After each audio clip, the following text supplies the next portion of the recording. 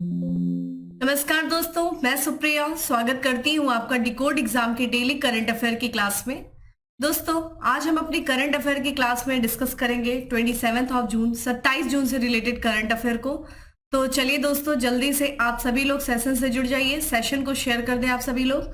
और जैसा कि मैं उम्मीद कर रही हूँ आप सभी लोग बहुत ही अच्छे से होंगे, अच्छे से अपनी प्रिपरेशन कर रहे होंगे।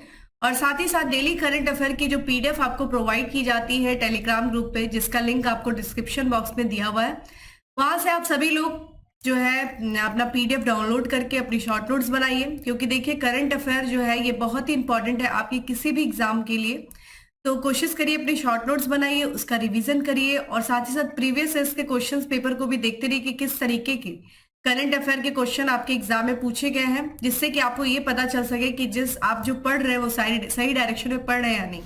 चलिए, इसी के साथ स्टार्ट करते हैं अपनी करंट अफेयर की क्लास स्टार्ट करूं उसके पहले कहना चाहूंगी कि जल्दी से चैनल को सब्सक्राइब कर लीजिए और बेल आइकन को प्रेस कर लीजिए। इससे आपको चैनल से रिलेटेड हर क्लास की वीडियो का प्रॉपर नोटिफिकेशन मिलेगा और आपकी कोई भी क्लास मिस नहीं होगी। स्टार्ट करते हैं दोस्तों अपनी क्लास।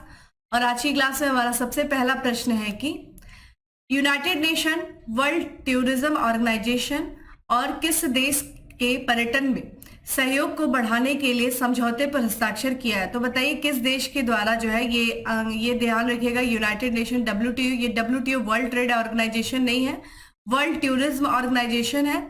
और किस देश के बीच में पर्यटन क्षेत्र को बढ़ावा देने के लिए, ठीक है, हस्ताक्षर किया गया है इन दो संगठनों के द्वारा, यानी कि किस देश के और यूनाइटेड नेशन WTO के द्वारा।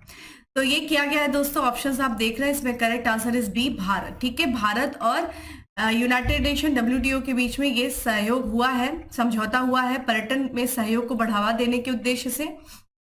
तो आइए बात करते, देखिए ये समझौता जो है भारत पर्यटन मंत्रालय भारत सरकार का और साथ ही साथ संयुक्त राष्ट्र विश्व पर्यटन संगठन, उन्होंने जो है एक समझौते पर हस्ताक्षर किया है। किस उद्देश्य से दोनों ने ये जो समझौते पर हस्ताक्षर किया है, तो एक दूसरे को सहयोग बढ़ाने, एक दूसरे का सहयोग करने और साथ ही साथ जो दोनों के जो पारस्परिक हित हैं, उन हित के क्षेत्रों की पहचान करके उसमें एक दूसरे का सहयोग करने के उद्देश्य से, ठीक है, इन्होंने आपस में समझौता किया है। दोस्तों, जैसा कि आपको पता है, अभी हाल ही में ये G20 पर्यटन कार्य समूह की जो है अंतिम बैठक हुई है, चौथी और अंतिम बैठक हुई है G20 पर्यटन कार्य समूह की। ये कहाँ हुई है दोस्तों? गोवा में हुई है और 19 से लेकर के 22 जून के बीच में आयोजित किया गया है। और इसी दौरान, इस बैठक के दौरान G20 पर्यटन जो है मंत्री स्तरीय बैठक हुई और इसी बैठक के दौरान यहाँ पे जो है United Nation World Tourism Organization और भारत सरकार के बीच में, भारत सरकार के जो पर्यटन मंत्रालय है, उन्होंने हस्ताक्षर किया है। ये जो हस्ताक्षर किया गया है, भारत की तरफ से जो पर्यटन मंत्रालय के सचिव हैं वी विद्यावती और जो यूनाइटेड नेशन WTO के महासचिव हैं दोस्तों जुराब पोलो लिका साल्विली जो है, उनके द्वारा ये हस्ताक्षर किया गया है। और ये जो उद्देश्य क्या है, बेसिकली देखा जाए तो ये जो पर्यटन को क्षेत्र में बढ़ावा देने के उद्देश्य से जो ये समझौता हुआ है, उसमें ये परिकल्पना की जा रही है कि ये तरीके से पर्यटन बाजार को बढ़ावा देगा, पर्यटन और ग्रामीण विकास को बढ़ावा देगा, पर्यटन में निवेश को आकर्षित करेगा और इतना ही नहीं, शिक्षा और नवाचार से संबंधित जो प्रमुख कार्यक्रम है उन क्षेत्रों पर दोनों पक्षों के सहयोग की परिकल्पना करता है ये MOU, ठीक है, जो सिग्नेचर किया गया है। तो ये ध्यान रखिएगा, काफी इंपॉर्टेंट है, पूछा जा सकता है आपसे। बेसिकली आपके लिए ये संगठन जो यूनाइटेड नेशन का विशेष संगठन है, ये आपके लिए इंपॉर्टेंट है, जिसका नाम है संयुक्त राष्ट्र विश्व पर्यटन संगठन, यानी कि United Nation World Tourism Organization. दोस्तों, इसकी जो स्थापना हुई थी, ये हुई थी 1975 में और इसका जो हेडक्वार्टर है दोस्तों, ये है मैड्रिड, स्पेन। स्पेन की कैपिटल दोस्तों मैड्रिड है, वहीं पे इसका हेडक्वार्टर है। और इसके जो महासचिव की बात करें दोस्तों, तो वो है जुराब पोलो लिका सिल्विली, ठीक है, पोलो लिका सिल्विली जो है वो इसके महासचिव हैं, ध्यान रखिएगा, बहुत ही इंपॉर्टेंट है। चलिए अब आप मुझे बताइए WTO के महासचिव कौन है, कमेंट बॉक्स में आंसर करिए। क्योंकि हमने वर्ल्ड टूरिज्म ऑर्गेनाइजेशन के बारे में बात की, आप WTO के बारे में आप मुझे बताइए कि इसके महासचिव कौन है, ठीक है। अगले प्रश्न की तरफ बढ़ते हैं। अगले प्रश्न में काफी इंपॉर्टेंट क्वेश्चन है दोस्तों, ये स्टार कर लीजिएगा, ऐसे क्वेश्चन हमारे एग्जाम में पूछे जाते हैं कि निम्नलिखित में से किस देश में पहली बार गोनकोकेन नैनोई एक शाकाहारी डायनासोर के अवशेष मिले हैं। तो ध्यान रखिएगा, ये गैनकोकोन नेनोई नाम का ये शाकाहारी डायनासोर है जिसके अवशेष किस देश में पहली बार मिले हैं, ध्यान रखिएगा ये पहली बार अवशेष मिले हैं इसलिए इंपॉर्टेंट है। ऑप्शंस आप देख रहे हैं, चिली है, ब्राजील है, दक्षिण अफ्रीका है या फिर भारत है। तो ध्यान रखिएगा दक्षिण अमेरिका का देश चिली जो है वहां पे इस डायनासोर के, शाकाहारी डायनासोर के अवशेष मिले हैं। आइए इसके बारे में बात करते हैं। तो ध्यान रखिएगा जो चिली का दोस्तों दक्षिणी गोलार्ध है वहां पे पहली बार गोनको के नेनोई नाम का एक शाकाहारी डायनासोर के अवशेष मिले हैं। इस डायनासोर की विशेषताओं के बारे में बात किया जाए दोस्तों तो इसकी जो लंबाई है वो 4 मीटर यानी कि लगभग 13 फीट है और ये 1 टन वजनी है, ठीक है, लगभग 100 किलो का है ये होगा ये। और ये गैनको के नेनोई जो कि लगभग ये माना जा रहा था कि ये इस क्षेत्र में लगभग ये 7.5 या फिर 7.2 करोड़ साल पहले लगभग इस क्षेत्र में रहा था, जो कि ये जो अब दक्षिण में था, चूंकि अब ये क्षेत्र जो है चिली पेंटागोनिया, देखिए पेंटागोनिया मरुस्थल है, ठीक है, दक्षिण अमेरिका का ये मरुस्थल है, ये अर्जेंटीना और चिली में है ये चिली पेंटागोनिया, और इसी में जो है इस डायनासोर को पाया जाता था।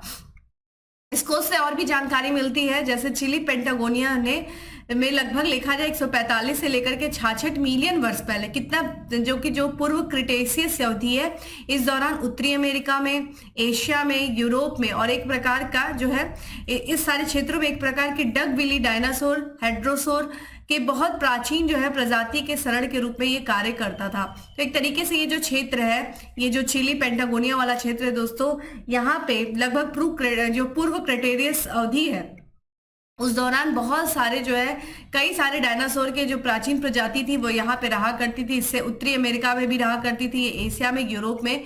ये खोज ये सारी चीजों के बारे में बताता है। ये देखिए सबसे इंपॉर्टेंट चीज है कि ये जो खोजी गई, ये जो खोज हुई दोस्तों डायनासोर की 5वीं प्रजाति है जिसका नाम है गैनको के नेनोई। वास्तव में ये खोजा गया था 2013 में और 1 दशक तक लंबी जांच हुई, उसके बाद ये जो है प्रकाशित किया गया कि इसके अवशेष मिले हैं लगभग आज 2023 है, तो 1 दशक के बाद, ठीक है, चिली में जो खोज हुई है। दोस्तों हमने बात किया आपसे चिली जो कि दक्षिण अमेरिका का ये देश है और ये दक्षिण अमेरिका का मैप खुला हुआ है आपके सामने, आपको दिखाई देगा दक्षिण अमेरिका के वेस्ट साइड पे जो है वेस्ट कोस्ट पर ये चिली है जिसकी अपनी लंबी एक सामुद्रिक सीमा है जो कि पैसिफिक ओशियन से लगती है और ये जो है 3 देशों से अपनी सीमा को साझा करता है, पेरू से, बोल्विया से और अर्जेंटीना की। देखिए 2 देश हैं जो दक्षिण अमेरिका के लैंडलॉक्ड है, बोल्विया और पराग्वे। ये क्वेश्चन आपके एग्जाम में कई बार पूछा गया और ये देखिए पेरू है और ये बोल्विया, इसी के बॉर्डर पर आपको मिलेगा। यहाँ पे आपको एक लेक दिख रही है दोस्तों जो है लेक टिटिकाका, जिसके बारे में हम आगे चर्चा करेंगे। तो चिली की जो राजधानी दोस्तों वो है सैंटियागो और यहाँ की जो मुद्रा है वो है पेसो, ठीक है। आइए अगले प्रश्न की तरफ बढ़ते हैं। अगला प्रश्न है दोस्तों कि हाल ही में कहाँ पहला ओलंपिक ई स्पोर्ट सप्ताह आयोजित किया गया। ध्यान रखिएगा ई स्पोर्ट सप्ताह कहाँ पे आयोजित किया गया है, पहला था ये, इसलिए और इम्पोर्टेंट हो जाता है ये। तो दोस्तों ये किया गया है सिंगापुर में, ठीक है, सिंगापुर में पहला ई स्पोर्ट जो है सप्ताह आयोजित किया गया है। तो ये देखा जाए ये जो है लगभग ये जो पहला ई स्पोर्ट सप्ताह जो है ये 22 से लेकर के 25 जून के बीच में आयोजित किया गया सिंगापुर में। किसके द्वारा? अंतर्राष्ट्रीय ओलंपिक समिति के द्वारा ये ई स्पोर्ट सप्ताह जो है आयोजित किया गया। ये देखा जाए किसके किसके बीच में साझेदारी के द्वारा इसका आयोजन किया गया। तो देखा जाए ये जो ई स्पोर्ट सप्ताह है दोस्तों ये अंतर्राष्ट्रीय ओलंपिक समिति के द्वारा जो है किसके साझेदारी में, तो सिंगापुर में हुआ है। तो सिंगापुर सरकार और साथ ही साथ सिंगापुर नेशनल ओलंपिक कमेटी, इनकी साझेदारी में इस ई स्पोर्ट सप्ताह का आयोजन किया गया। दोस्तों ई स्पोर्ट यानी कि इससे नाम से ही पता चल रहा है इलेक्ट्रिक, ठीक है। तो एक तरीके से जो इलेक्ट्रिक माध्यम से जैसे हम वीडियो गेम खेलते हैं, ठीक है, जो ऑनलाइन गेमिंग खेलते हैं उसमें एक प्रतिस्पर्धा होती है। तो ये ई स्पोर्ट ध्यान रखिएगा एक प्रतिस्पर्धा खेल है जहां पे एथलीट जो होता है वो वर्चुअल रूप से इलेक्ट्रॉनिक वातावरण में वीडियो गेम की कुछ शैलियों में प्रतिस्पर्धा करने के लिए अपनी शारीरिक और मानसिक क्षमताओं का उपयोग करते हैं, ठीक है, ये ई स्पोर्ट सप्ताह के द्वारा। चूंकि हम बात कर रहे हैं ओलंपिक के बारे में तो आइए जो आगामी ओलंपिक दोस्तों होने वाला है उसके बारे में भी डिस्कस कर लेते हैं। देखिए ओलंपिक जो है उसका 4 साल पे आयोजन होता है। ग्रीष्मकालीन ओलंपिक 2 ओलंपिक होते हैं, ग्रीष्मकालीन और शीतकालीन। ग्रीष्मकालीन ओलंपिक का आयोजन 4 वर्षों के अंतराल पे होता है। जैसा कि आपको पता है 2020 का जो ओलंपिक था, ठीक है, वो पेंडेमिक के कारण, कोरोना के कारण 2021 में आयोजित हुआ। कहाँ हुआ था दोस्तों? जापान की राजधानी टोक्यो में आयोजित हुआ था। ठीक है। अब 2024 का जो होगा दोस्तों वो फ्रांस की राजधानी पेरिस में होगा। वहीं देखा जाए 2028 में लॉस एंजल्स में होगा, जो कि संयुक्त राज्य अमेरिका का शहर है। और 2032 की बात करें दोस्तों तो ऑस्ट्रेलिया के ब्रिस्बेन में आयोजित होगा ग्रीष्मकालीन ओलंपिक। वही शीतकालीन ओलंपिक की बात किया जाए तो 2024 का जो होगा वो गैंगवान में होगा, और जो कि दक्षिण कोरिया में है। और सेनेगल की राजधानी डकार जो है वहां पे 2026 का ग्रीष्मकालीन माफ करिएगा शीतकालीन ओलंपिक का आयोजन किया जाएगा। तो ध्यान रखिएगा, ये काफी इंपॉर्टेंट है आपके लिए। ये जो आगामी ओलंपिक खेल है यहाँ से डायरेक्ट क्वेश्चन आपसे पूछे जा सकते हैं। अगला प्रश्नों पे चले उसके पहले कुछ इंपॉर्टेंट न्यूज देख लेते हैं। जैसा कि आपको पता है दोस्तों, हम लोगों ने अभी कुछ ही दिन पहले ये डिस्कस किया था कि एक रिपोर्ट आई थी ग्लोबल, ठीक है, लायबिलिटी इंडेक्स आया था, जो कि जारी किया जाता है इकोनॉमिक्स इंटेलिजेंस यूनिट के द्वारा। और इस इंडेक्स में, ग्लोबल लायबिलिटी इंडेक्स में ये बताया गया था कि दुनिया का सबसे अच्छा रहने योग्य शहर जो है वो ऑस्ट्रिया की कैपिटल जो है वियना है। ठीक है, हम लोगों ने इस बारे में चर्चा किया था। वहीं अगली बात करें दोस्तों कि विश्व का सबसे बड़ा जो फ्रेंचाइजी शतरंज लीग है, ग्लोबल लीग चेस लीग का जो आयोजन होगा दोस्तों वो यूएई के शहर, ठीक है, यूएई के सबसे बड़े शहर दुबई में आयोजित होगा। वहीं दोस्तों हम लोगों ने बात किया था जो फुटबॉल के, ठीक है, पुर्तगाल फुटबॉल टीम के जो कप्तान है दोस्तों क्रिस्टियानो रोनाल्डो, उन्होंने लगभग 200 अंतर्राष्ट्रीय मैच खेले हैं। और इसी के साथ उन्होंने 200 अंतर्राष्ट्रीय मैच खेलने वाले वो पहले पुरुष फुटबॉलर भी बन गए हैं। ठीक है, तो ये उपलब्धि उनके नाम से एक नया रिकॉर्ड उनके नाम पे रहा। ठीक है, काफी फेमस ये खिलाड़ी हैं फुटबॉल के फील्ड में। तो दोस्तों ये था कुछ इंपॉर्टेंट करंट अफेयर। अब बात करते हैं दोस्तों अगले प्रश्न की। अगला प्रश्न है कि निम्न में से किस राज्य के द्वारा दुनिया के सबसे तेज मोटर बाइक रेस मोटो जीपी 2023 की मेजबानी की जाएगी? तो ध्यान रखिएगा, ये क्वेश्चन अपने आप में इंपॉर्टेंट है। क्यों है अभी मैं बताती हूँ। तो ये किया जाएगा दोस्तों उत्तर प्रदेश सरकार के द्वारा। इसलिए ये बहुत इंपॉर्टेंट है क्योंकि ये दुनिया की सबसे तेज मोटर बाइक रेस है मोटो जीपी, और इसकी मेजबानी भारत में पहली बार की जा रही है। और भारत में भी किसके द्वारा किया जा रहा है? तो ये उत्तर प्रदेश सरकार के द्वारा किया जा रहा है। ठीक है, उत्तर प्रदेश में इसका आयोजन होने जा रहा है। तो उत्तर प्रदेश के दोस्तों जो मुख्यमंत्री हैं योगी आदित्यनाथ, इन्होंने मोटर बाइक रेस मोटो जीपी 2023 का पहला टिकट जारी किया है। ठीक है, और दुनिया की ये सबसे तेज मोटर बाइक रेस है मोटो जीपी, और इसका आयोजन ध्यान रखिएगा पहली बार भारत में हो रहा है। और ऐसा पहली बार हो रहा है कि यूरोप से बाहर, पहले किसी और देश में हो रहा है। अभी तक यूरोप में होता था, यूरोप की कंट्रीज में होता था, लेकिन पहली बार ऐसा हो रहा है कि यूरोप से बाहर आयोजित किया जा रहा है। और कहाँ किया जा रहा है, किसके द्वारा मेजबानी की जा रही है? ये भारत के द्वारा। भारत में भी कहाँ दोस्तों? तो उत्तर प्रदेश में। उत्तर प्रदेश में भी जो इसका आयोजन होगा दोस्तों ये होगा 22 से लेकर के 24 सितंबर 2023 को होगा। और कहाँ होगा? उत्तर प्रदेश जो ग्रेटर नोएडा है उसमें बुद्ध इंटरनेशनल सर्किट में इसका आयोजन किया जाएगा। ये काफी इंपॉर्टेंट है। और जैसा कि मैंने आपको बताया ये पहली बार जो है मोटो ई रेस जो है यूरोप के बाहर आयोजित की जाएगी। ठीक है, तो ये चीज ध्यान रखिएगा। आइए उत्तर प्रदेश से रिलेटेड कुछ और भी करंट अफेयर को देख लेते हैं, लेकिन उसके पहले हम बात करते हैं दोस्तों अभी हाल की ही बात करें। जैसा कि हम लोगों ने देखा कि अगली साल ओलंपिक का खेल होने वाला है पेरिस में। उसके पहले ध्यान रखिएगा खेलों के प्रति लोगों को जागरूक करने के लिए एक अभियान चलाया जा रहा है दोस्तों, जिसका नाम है भारत इन पेरिस। ये अभियान जो चलाया जा रहा है इसके बारे में बात करते हैं। तो ये केंद्रीय खेल मंत्री अनुराग सिंह ठाकुर ने हाल ही में नई दिल्ली के जवाहर नेहरू स्टेडियम के छोटी मैराथन के साथ भारत इन पेरिस अभियान को हरी झंडी दिखाई। ये दोस्तों जो अभियान है ये भारतीय ओलंपिक संघ के द्वारा आयोजित किया जा रहा है। ठीक है, जैसा कि अगले साल पेरिस में जो ओलंपिक होने वाला है, तो पेरिस में जो ओलंपिक होने वाला है उससे पहले पूरे देश में पूरे भारत में खेलों के प्रति लोगों को जागरूक करने के लिए और खेलों को बढ़ावा देने के उद्देश्य से भारतीय ओलंपिक संघ के द्वारा भारत इन पेरिस अभियान का जो है आयोजन किया जा रहा है, जिसका उद्घाटन केंद्रीय खेल मंत्री अनुराग सिंह ठाकुर जी के द्वारा किया गया है नई दिल्ली के जवाहर नेहरू स्टेडियम में। ठीक है, छोटी मैराथन के साथ। ये काफी इंपॉर्टेंट है, ये भी आपके लिए। आइए दोस्तों अगले प्रश्न की तरफ बढ़ते हैं। अगला प्रश्न है कि निम्न में से किस देश ने कोविड बूस्टर वैक्सीन, ठीक है, जेमकोवैक ओएम की शुरुआत की है? तो जेमकोवैक ओएम जो कि एक कोविड बूस्टर वैक्सीन है, इसकी शुरुआत देखिए रूस ने किया है, अमेरिका ने किया है, चीन ने किया है या फिर भारत ने किया है? तो इसका करेक्ट आंसर हो जाएगा दोस्तों ए, भारत के द्वारा किया गया है। ठीक है, तो ये देखिए, पहली बात तो हम ये देखेंगे इस वैक्सीन को किसके द्वारा विकसित किया गया है। तो ये पुणे स्थित एक फार्मास्यूटिकल्स है, बायोफार्मास्यूटिकल्स कंपनी है, जेनोवा बायोफार्मास्यूटिकल्स लिमिटेड, इसके द्वारा, ये ध्यान रखिएगा ये पुणे स्थित है, पुणे में स्थित है ये, इसके द्वारा ओमिक्रॉन, जो कोई ओमिक्रॉन वेरिएंट है कोरोना का, उसी के लिए ये भारत की पहली स्वदेशी mRNA वैक्सीन जिसका नाम है जेमकोवैक ओएम, उसको विकसित किया गया है। और इसको जो है भारत का जो ड्रग कंट्रोलर जनरल है उसके द्वारा इसको आपातकालीन उपयोग की मंजूरी भी दे दी गई है। ठीक है, ध्यान रखिएगा। अगर हम इस कंपनी की बात करें तो ये कंपनी को जेमकोवैक्स की मंजूरी के लिए 1 साल मिलने के बाद जो है, ये जो मंजूरी मिलने के 1 साल बाद ये आया है। देखिए जेमकोवैक 19 जो है ये कोविड-19 के खिलाफ भारत की, देश की पहली जो है mRNA वैक्सीन है। ये भी क्वेश्चन देखिए, इस टाइप के क्वेश्चन इधर पीसीएस से पूछा गया था। ठीक है, वैक्सीन से रिलेटेड पीसीएस 2023 में क्वेश्चन आया हुआ है, इसलिए आगे भी संभावना है पूरी तरह से इस तरह के प्रश्न पूछने की, कि आपसे पूछा जा सकता है कि कोविड-19 के खिलाफ देश की पहली mRNA वैक्सीन कौन सी दोस्तों, तो जेमकोवैक 19 है। ठीक है, वही बात करें जेमकोवैक ओएम की बात करें दोस्तों, तो जैसा कि आपको पता है ओमिक्रॉन वेरिएंट जो है बहुत तेजी से फैलने वाला है, और इसी का मुकाबला करने के लिए ये भारत में विकसित पहला बूस्टर कोविड-19 वैक्सीन है। यहां से भी प्रश्न आपसे पूछा जा सकता है कि ओमिक्रॉन वेरिएंट का मुकाबला करने के लिए भारत में विकसित पहला बूस्टर कोविड-19 वैक्सीन कौन है, तो जेमकोवैक ओएम है। ठीक है, ये चीज ध्यान रखिएगा। तो ये क्वेश्चन अपने आप में बहुत इंपॉर्टेंट है, और इसीलिए मैं आपसे बार बार कह रही हूँ कि कोशिश करिए जो है प्रीवियस इसके क्वेश्चंस को देखने की। इससे आपको पता चलेगा कि किस तरीके के क्वेश्चन आपके एग्जाम में पूछे जा सकते हैं, और इसलिए आपको किस तरीके से पढ़ना है वो आपको एक वे पता चलेगा। अगला प्रश्न है दोस्तों हमारा कि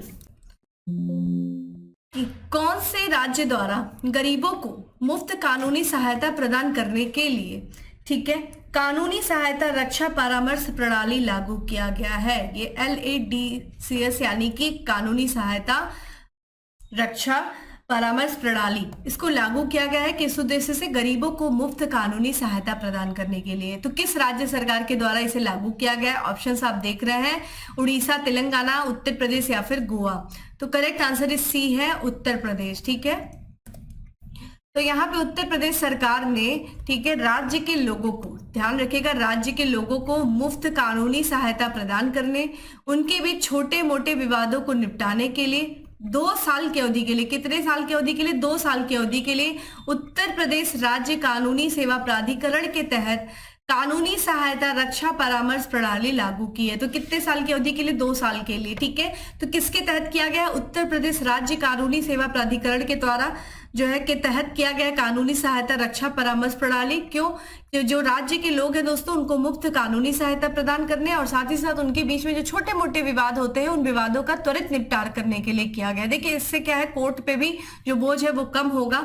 ठीक है, यहाँ पे हम बात करें कानूनी सहायता रक्षा परामर्श प्रणाली जो है उसको लागू करने के पीछे अगर हम सरकार का उद्देश्य की बात करें कि क्यों इसे लागू किया गया है, तो एक तरीके से समाज के जो कमजोर और असुरक्षित वर्ग हैं उन वर्गों को प्रभावी और सक्षम कानूनी सहायता प्रदान करने के लिए अदालत आधारित कानूनी सेवा को मजबूत करना। ठीक है, इस उद्देश्य से इसको जो है प्रभावी किया गया है। तो काफी इंपॉर्टेंट ये क्वेश्चन है आपके लिए। देखिए इंपॉर्टेंट ये है, इसके बारे में थोड़ा आप लोग पढ़ लीजिएगा कि उत्तर प्रदेश राज्य कानूनी सेवा प्राधिकरण ये कब आया था, किस वर्ष आया था, कमेंट बॉक्स में आप मुझे बताएं। ठीक है, इसके बारे में पढ़ करके ये कब आया था आप मुझे इसके बारे में बताइए। ठीक है, आइए बात कर लेते हैं उत्तर प्रदेश से रिलेटेड कुछ हर भी करंट अफेयर को, जैसे कि भारत की पहली पॉट टैक्सी परियोजना जो प्रारंभ की जाएगी, कहाँ की जाएगी, उत्तर प्रदेश में किया जाएगा। वही इंडियन फार्मा फेयर के 8वें संस्करण की मेजबानी करने की घोषणा किया, किसने किया, उत्तर प्रदेश ने किया है। अगले प्रश्न की तरह दोस्तों बढ़ते हैं। अगला प्रश्न है कि किस राज्य में सबसे बड़ी निजी रेल कोच फैक्ट्री का उद्घाटन हुआ है। तो निजी रेल कोच फैक्ट्री का उद्घाटन हुआ है किस राज्य में हुआ है दोस्तों, ये हुआ है तेलंगाना में। ठीक है, आइए इसके बारे में देखते हैं। देखिए जो निजी, ये देश की सबसे बड़ी निजी रेल कोच फैक्ट्री है। ठीक है, और ये तेलंगाना में इसका उद्घाटन हुआ है। तेलंगाना में भी कहा दोस्तों, तो रंगारेड्डी जो जिला है वहां पे एक गांव है कोंडाकल गांव, वहां पे इसका उद्घाटन किया गया। इसका उद्घाटन जो किया गया है वो तेलंगाना के मुख्यमंत्री चंद्रशेखर राव उनके द्वारा किया गया है। और ये ध्यान रखिएगा, ये फैक्ट्री जो है दोस्तों, ये क्या नाम है इस फैक्ट्री का, तो ये कंपनी जो है मेधा सर्वो ड्राइव्स प्राइवेट लिमिटेड। तो इसका उद्घाटन जो किया गया है मुख्यमंत्री चंद्रशेखर राव जी के द्वारा किया गया है। अगर हम इस फैक्ट्री की क्षमता की बात करें, चूंकि ये देश की सबसे बड़ी निजी रेल कोच फैक्ट्री है, तो इसमें जो है हर साल हम देखा जाए तो ये लगभग 500 कोच को निर्माण करेगी और ये 50 रेल इंजन का भी निर्माण करेगी हर साल। ठीक है, तो काफी बड़ी क्षमता है जिसकी तस्वीर आप स्क्रीन में देख रहे हैं। और ये क्वेश्चन भी अपने आप में बहुत इंपॉर्टेंट है, स्टार कर लीजिएगा। आइए इसी के साथ कुछ और भी हम बात कर लेते हैं करंट अफेयर से संबंधित, जैसे कि ग्रीन पोर्ट और शिपिंग में भारत के पहले राष्ट्रीय उत्कृष्टता केंद्र का उद्घाटन किया गया है, यानी कि centre of excellence for green port and shipping. ये किया गया है गुरुग्राम। ठीक है, कहां पे दोस्तों, तो हरियाणा के गुरुग्राम में। ठीक है, हरियाणा के गुरुग्राम में। वही बात किया जाए दोस्तों, भारत के सबसे बड़े स्काई वॉक पुल का उद्घाटन किया गया है, किस राज्य में किया गया है, तमिलनाडु में किया गया है।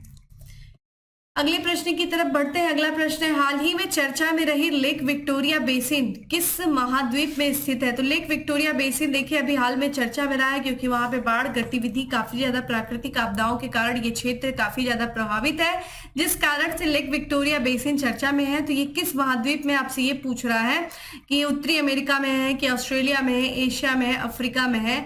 तो करेक्ट आंसर इज डी है, अफ्रीका महाद्वीप में ये स्थित है लेक विक्टोरिया बेसिन। तो ये ध्यान रखिएगा, पूर्वी अफ्रीका में स्थित है लेक विक्टोरिया बेसिन दोस्तों। और अभी इस यहाँ पे देखा जाए तो काफी भारी बारिश हुई है, तूफान आया है, जिस कारण से ये क्षेत्र पूरी तरीके से बाढ़ से ग्रसित हो गया है। और बाढ़ से माफ करिएगा, बाढ़ जैसे महत्वपूर्ण खतरों का ये सामना कर रहा है, जैसा कि आप स्क्रीन पे इसकी तस्वीर देख रहे हैं।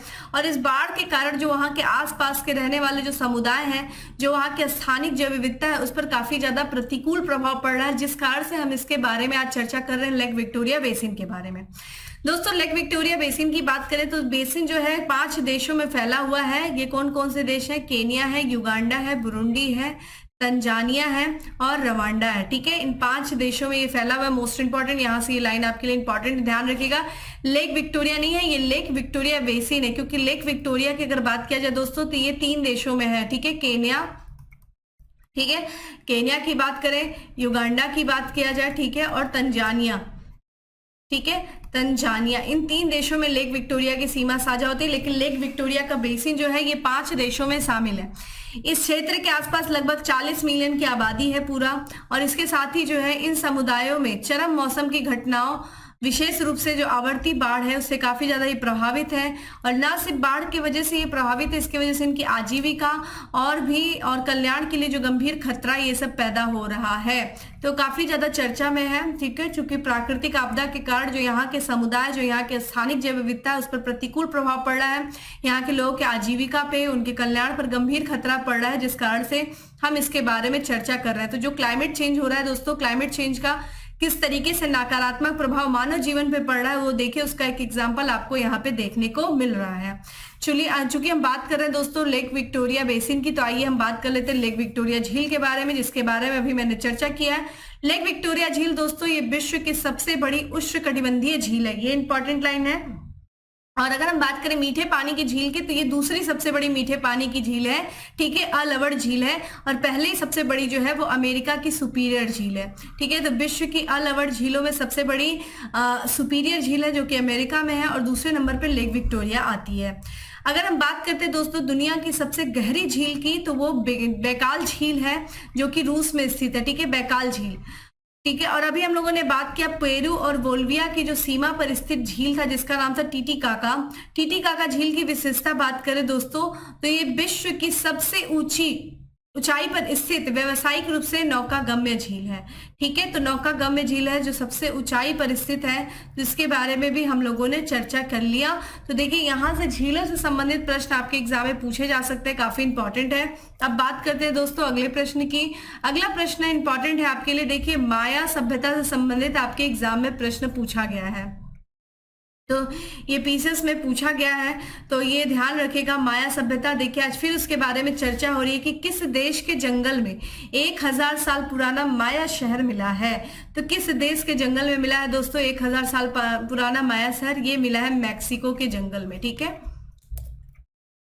इसके बारे में चर्चा करें तो मैक्सिको में पुरातत्वविदों ने युकाटन प्रायद्वीप में के घने जंगल में एक महत्वपूर्ण खोज की है, जिसमें एक प्राचीन माया शहर के अवशेष मिले हैं। तो युकाटन जंगल आपसे पूछा जा सकता है, ये मैक्सिको में युकाटन प्रायद्वीप इसी के जंगल में है ये, जहां पे ये माया शहर मिला है। मैक्सिको में राष्ट्रीय मानव विज्ञान और इतिहास संस्थान यानी कि national institute for anthropology and history ने यहाँ पे योकोटुम का अभियान का नेतृत्व किया। ये जो अभियान दल है इसने पूरे क्षेत्र में पूर्व हिस्पैनिक संरचनाओं की पहचान करने के लिए हवाई लेजर स्कैनिंग का उपयोग किया है। हवाई लेजर स्कैनिंग का अगर हम इस क्षेत्र की बात करें, इसका नाम जो दिया गया है, ठीक है, इसे ओकुमटुन नाम दिया गया है, जिसे हम युकाटेक माया भाषा में, जिसका अर्थ क्या होता है दोस्तों? पत्थर का स्तंभ। माना जाता है कि यह नया खोजा गया शहर लगभग 250 से लेकर के 1000 ईस्वी पूर्व के बीच युकाटन प्रायद्वीप के केंद्रीय तराई क्षेत्र में एक प्रमुख केंद्र रहा है।